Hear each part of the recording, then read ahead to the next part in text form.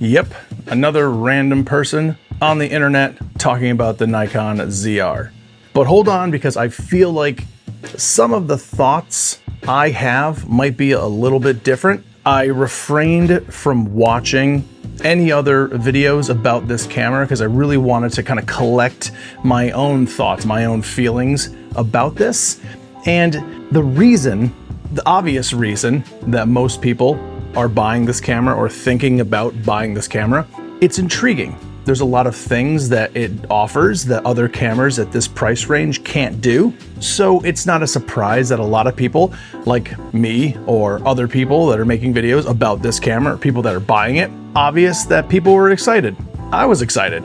So excited, in fact, that I did purchase this camera. Before you click off, because most people click off within the first minute, stick around because I feel like I'm gonna say some things that are maybe different from what some people are saying. First of all, I think I'll talk about the build quality.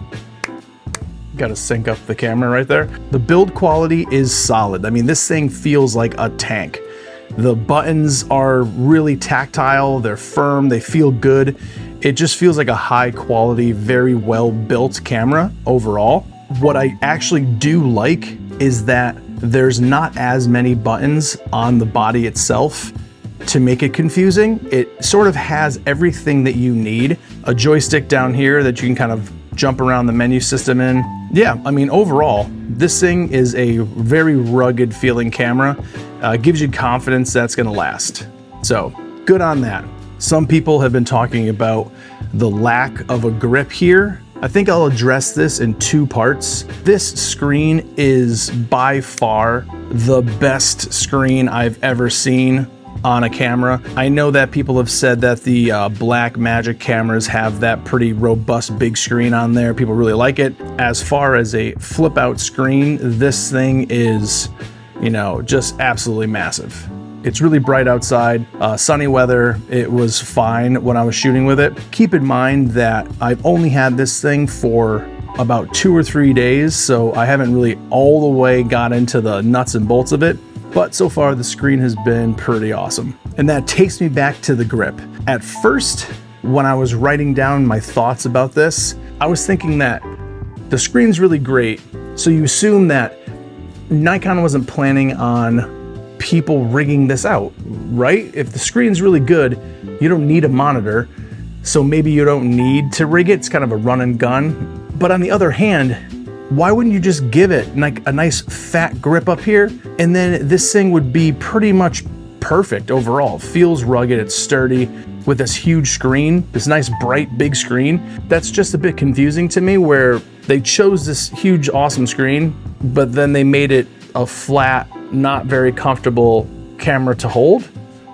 It's kind of odd. I did order a grip extension for this. I can't remember what it was, maybe small rig or something. I don't know what it was, but as it is, this is a two-handed camera. If the screen is open and you can kind of like put your thumb on the back, it's definitely a pinchy type situation. So you're definitely rocking this thing, you know, two-handed as you're shooting. Maybe a miss there. Let me know in the comments what you think, but right off the rip, you just feel like it should have a grip here. Not really going positives, negatives. I'm just kind of sharing all the things I'm thinking. So kind of all over the place, but hey, you know what? That's the best part of the internet, sharing opinions. So yeah, it's good stuff. Hang in there. One of the main reasons I actually got this was the adapter. On here right now is my Sony G-Master 16-35. And this, hold on, let me get the box. So this adapter, the Megadap, putting this on the ZR allows you to mount any E-mount lens. I think I could probably make a whole nother video about that. I am surprised that that's even a thing. I'm Sony, right? And I'm thinking, let's let a competitor that's making a camera that is in direct response to our cinema line, yeah, let's let them adapt our lenses to their bodies. I mean, hey, great for Sony users that are interested in this camera. You don't have to go out and buy all the Nikkor lenses. So that's really good. That's pretty awesome. That's a check mark in that box. The autofocus has worked totally fine. with this adapter, this adapted lens. I did have to play with the settings a little bit. There is a autofocus continuous, then there is an autofocus full. AFF works like AFC in most other cameras that I've had experience with. So that's a setting that I would jump in and adjust if you're trying to get the best autofocus out of this that I've noticed so far. Want another video diving into the menu system and just get my experience from it, let me know. I'll definitely do that. And speaking of menus, people that talk about menu systems being terrible from Canon or Sony or Lumix or whoever, this menu system is a bit bananas. This is my first Nikon camera, so any Nikon users that are watching this, is this how your menu system is? I don't think so, right? It's really odd. Things are in weird places, and it's, as I'm going through the menu, I'm thinking, watching all those videos and people talk about Lumix menu system being bloated and ridiculous, and things are not where you would think they are. It seems like there's a lot of things in this camera, in the menu system in particular, that just don't make much sense. And you think they would be in one place, but they're another, but now I'm just rambling. So the menu system is a little weird. Take that how you will. I'm looking back here because I wrote some notes. So I try not to ramble a lot. I do though, I love talking. The stabilization on this camera is not great. It just isn't. I was walking pretty smoothly and this thing was just bouncing all over the place. The stabilization is not called IBIS in this camera either. The IBIS in this camera is called, oh man, come on. The IBIS in this camera is called vibration reduction. So if you're wondering where that is, it is on the video menu, whatever this is. There's two modes. There's a sport mode and a normal and then off, obviously. And I had it in the sport mode. So it's called SPT. It wasn't great. You know, I probably could have walked a little bit smoother, but in my experience with some other cameras, the IBIS is just, so if you use really, really good things and then you have something that's okay, it's gonna seem like that gap is pretty wide. So stabilization, that's that. I also noticed that the ISO sensitivity, kind of odd.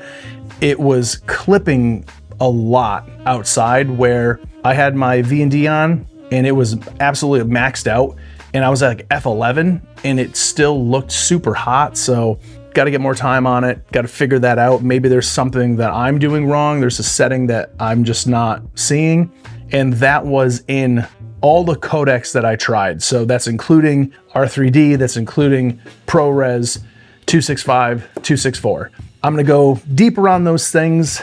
Maybe if people actually want to see that, I will. I wrote down shutter priority. What I consider run and gun, if you're in shutter priority, if you want to lock your shutter at 180 and then let the camera decide what your aperture and your ISO is going to be, it just seemed super overexposed, like way more than I was comfortable with. You're staring at the screen, it's just, zebras are going crazy. I'm not sure if I'll leave this in the video because I'm kind of rambling about it.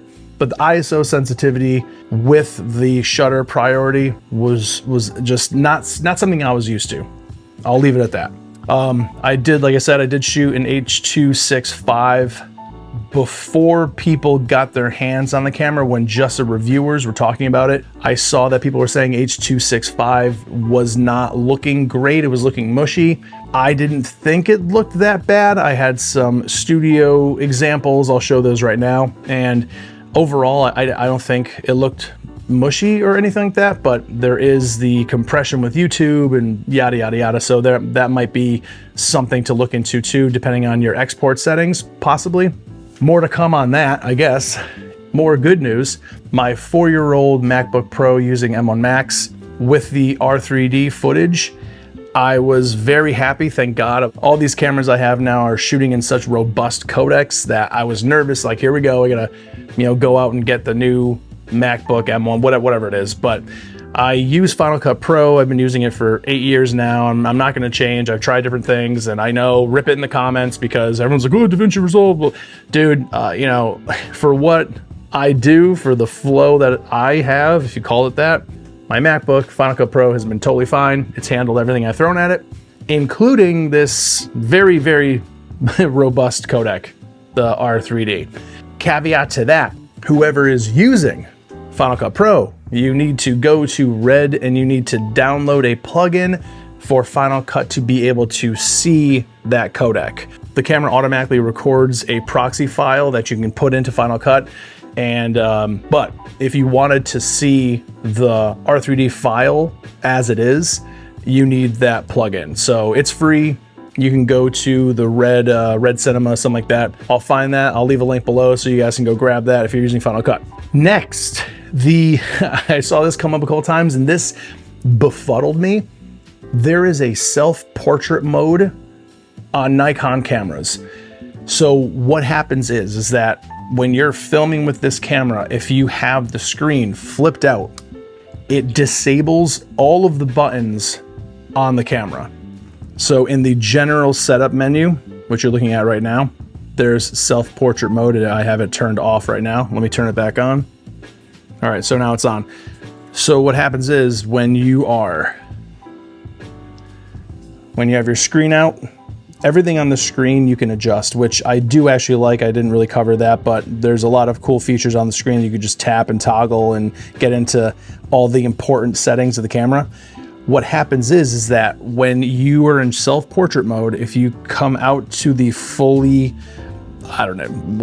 open angle of the screen, everything is locked. You can't adjust anything in this mode. And it was really confusing to me because I couldn't see anything. I couldn't see my exposure. I couldn't change to manual. It just, everything shuts down. Nikon does this, so it makes self-shooting easier apparently, which is kind of odd. It makes it kind of more difficult. You can't adjust anything. So you have to go in there, you have to turn off self-portrait mode, and then you can access all of the things that you would normally access from behind the camera to the front of the camera. Hope that makes sense. That took me a while to figure out. I had to dig into Reddit for a minute. So hey, again, thanks Reddit. Good job. I already talked about the plugin for Final Cut.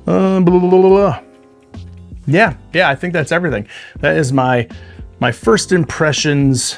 Maybe some, I don't think hot takes, I wouldn't call it a hot take, but hopefully those are different thoughts, maybe different thoughts that you've seen from other people. To be honest, I'm not 100% sure I'm actually gonna keep this. Let's be real right now, because I'm shooting on the S1 Mark II right now. I've been using this camera since it came out, and I'm very happy with it. It makes amazing pictures, it does great video. There's nothing that I feel this camera could do any better for what I do. And I'm looking at this saying, you know, I thought that the quality or something else about the ZR would have me like, hey, this is actually better than what I'm already using. So at this point right now, the workflow, the picture quality, the colors that are coming out of my S1 II, I don't know, like I'm so happy with it, just comfortable, you know? And I think that a lot of us get kind of stuck in that FOMO, you know, gas, that whole thing everyone talks about. And I could probably admit it, you know, that definitely is something that probably happened with this. But I'm gonna dig in. I'm gonna dig into it for a few weeks, really give it a shot. I've got a month to make that decision to sort of, if I'm gonna keep it, if I'm gonna return it. The bonuses of being able to adapt my Sony lenses definitely help, but am I actually gonna use R3D? Am I gonna shoot Red RAW in all that file size and all that storage? Like, am I really gonna do that? I'd barely use ProRes RAW on my S1 II. I'd shoot in, you know, a higher bit rate with the Vlog, which I'm so happy with. It looks great. So questions to be pondered for sure. Thanks for watching. I appreciate it. If you guys have any thoughts or any questions or something that you don't agree with me on, leave it in the comments below. I try to answer every single comment that I can. This is my first Nikon camera. This is my first time rolling down this avenue. So there's some things that I probably just don't know. So if you know the things that I don't know, tell me those things. Let's share. Let's share our thoughts. All right. Thanks for watching. More to come, right? All right. See you later.